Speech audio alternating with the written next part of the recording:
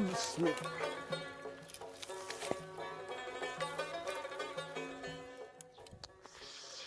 Şu vaqt qısta qaldaybam.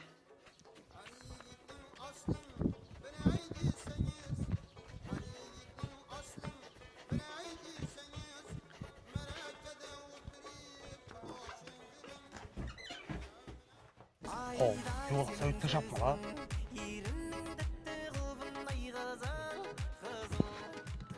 Oh, yo'l beklab tashapma la. Doğru, bunu der video alıp çıkarbaş gerek. Yine hurmatli obunachilar, bugün 2026 yıl 14 aprel. Ben şu köçeye klient ek geldim.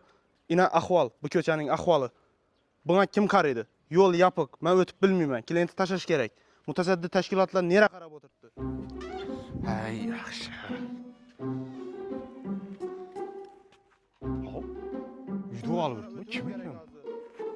Ben geldim, daha ötüşüm gerek.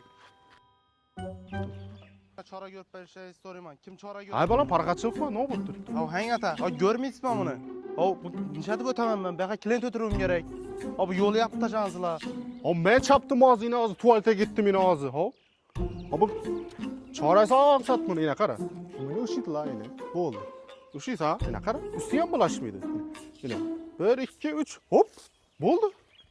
Şuna şu şeyleme. Gerek miydi ulan mütesaddi teşkilat, 424, kamera.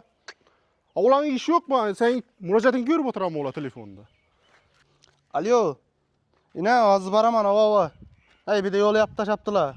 Yine ağzı barama. Ey tavba. Bir mutans kasan bu oldu. Gidesen değeri 4 kilometrede göresen ağ özün. Ey tavba.